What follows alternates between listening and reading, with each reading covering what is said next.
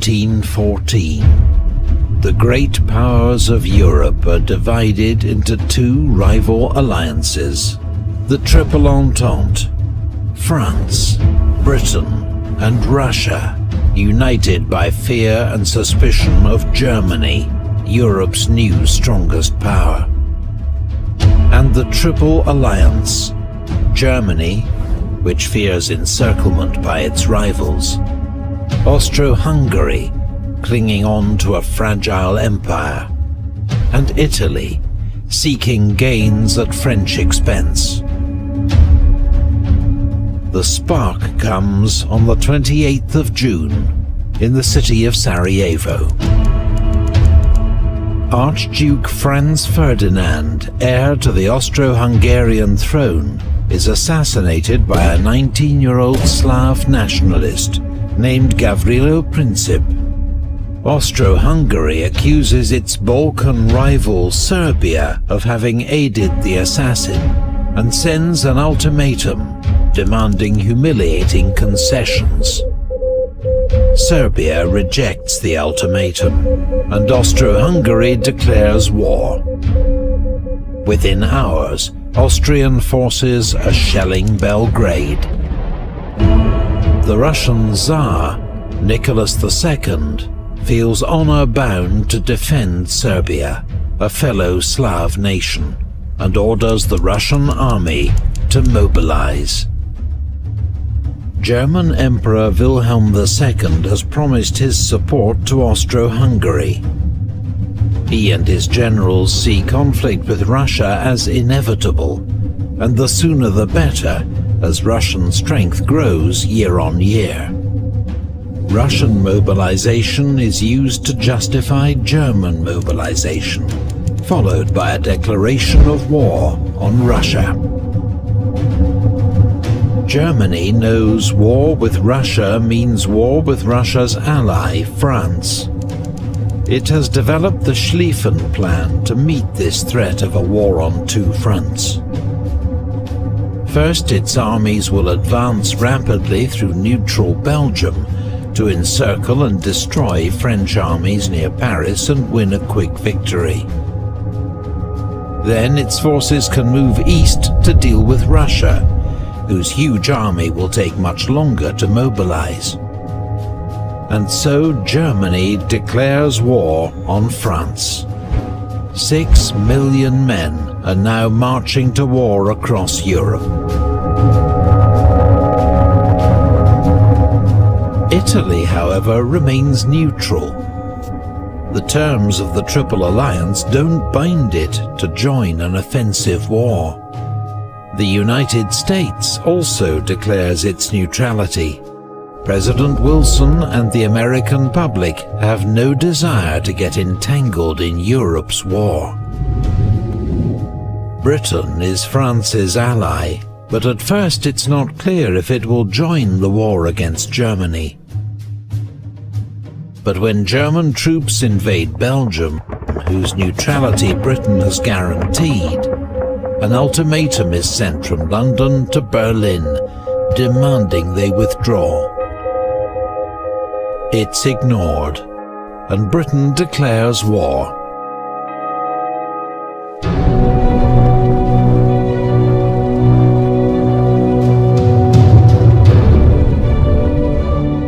A British expeditionary force lands in France, while the German invasion is held up for crucial days by Belgian resistance at the fortress city of Liège. German troops commit several massacres against Belgian civilians.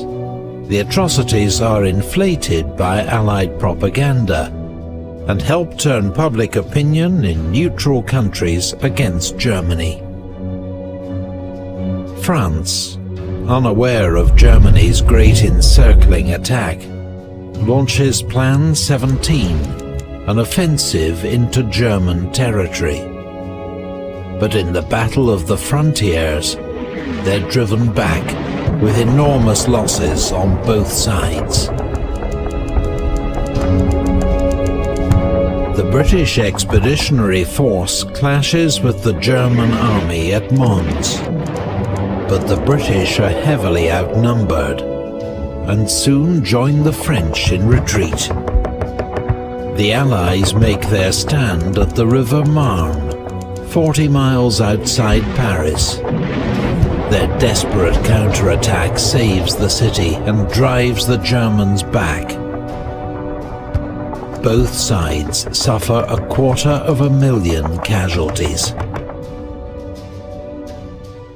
The race to the sea begins, as both sides try to outflank each other to the north. A series of clashes leads to the First Battle of Ypres, where the Allies desperately cling on and prevent a German breakthrough.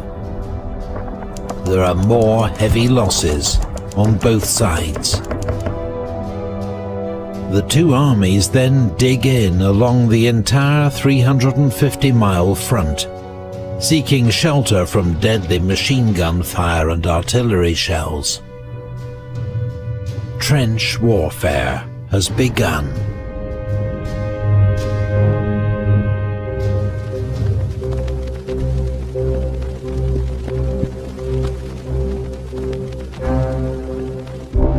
British warships win the first naval battle of the war at Heligoland Bight, sinking 3 German cruisers. Britain has the most powerful navy in the world, 29 modern battleships to Germany's 19. They now impose a naval blockade on Germany, preventing contraband goods, including food, from reaching it by sea. The aim is to bring Germany's economy to its knees and force it to surrender. But a week later, the British cruiser HMS Pathfinder becomes the first victim in history of a lethal new weapon: the submarine-launched torpedo. German submarines, or U-boats, have a surface range of 9,000 miles and can attack undetected from beneath the waves. They herald a deadly new challenge to Britain's command of the seas.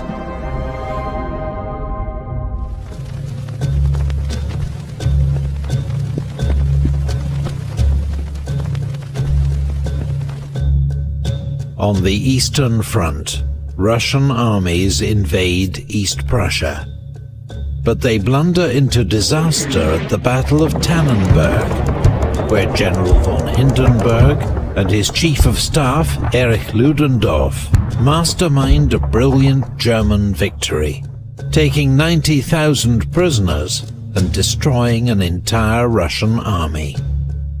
The Russians contribute to their own defeat by transmitting uncoded wireless messages. A second massive German victory at Masurian Lakes forces the Russians into retreat. In just 6 weeks, the Russian army suffers nearly 250,000 casualties. Meanwhile, Austro-Hungary's invasion of Serbia suffers a humiliating reverse at the Battle of Tser. Austro-Hungary's offensive against Russia also ends in disaster and retreat, with the loss of more than 300,000 men. The fortress town of Przemysl is cut off and besieged by the Russians. The Germans are forced to come to the rescue, launching a diversionary attack towards Warsaw.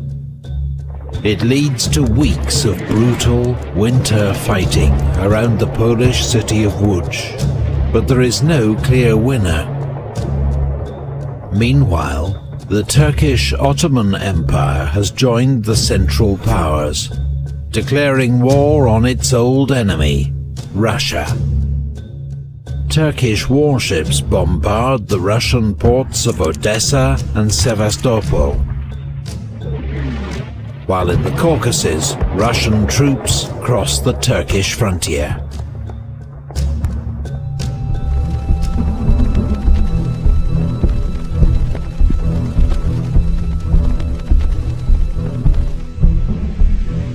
Beyond Europe, the war rages on the world's oceans and in far-flung European colonies.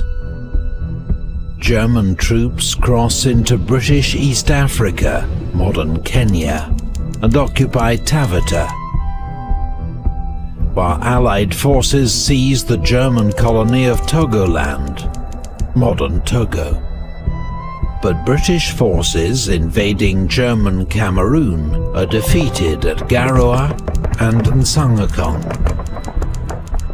while a 3,000-strong force attacking German Southwest Africa, modern Namibia, is captured at Sanfontaine. A month later, British landings at Tanga end in chaos and defeat at the hands of a much smaller German force led by Colonel von Lettow-Vorbeck. Cut off from Germany, Lettow-Vorbeck goes on to wage a highly successful guerrilla war against the Allies, tying down huge numbers of troops. In Asia, Japan honors its treaty with Britain and declares war on Germany. Japanese forces go on to seize the German naval base at Tsingtao. The German colonies of Samoa and New Guinea surrender to troops from New Zealand and Australia. But in the Pacific, off the coast of Chile, German Admiral von Spee's powerful East Asia squadron sinks 2 British cruisers at the Battle of Coronel. Both ships are lost with all hands. 5 weeks later, he runs into a British naval task force at the Falkland Islands. 4 of the 5 German cruisers are sunk. Von Spee goes down with his flagship. Meanwhile, in the Middle East, British troops seize control of the Ottoman port of Basra, securing access to the vital Persian oil that fuels the British fleet.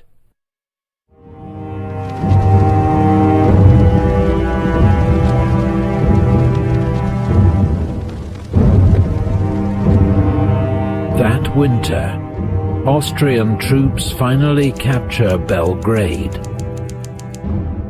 But the Serbs then counterattack and drive them back once more.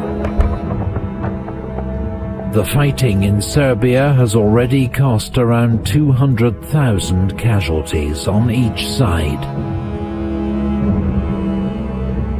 In the North Sea, German warships mount a hit-and-run raid against English coastal towns, shelling Hartlepool, Whitby and Scarborough, and killing more than 100 civilians.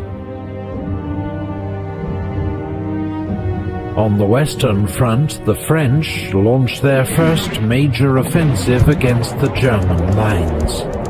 But the First Battle of Champagne leads to small gains at a cost of 90,000 casualties. While in the Caucasus, an Ottoman offensive through the mountains in midwinter ends in disaster at Sarıkamış. Turkish casualties total 60,000, many frozen to death. On the Western Front, that first Christmas is marked in some sectors by a short truce and games of football in no man's land, the killing zone between the trenches.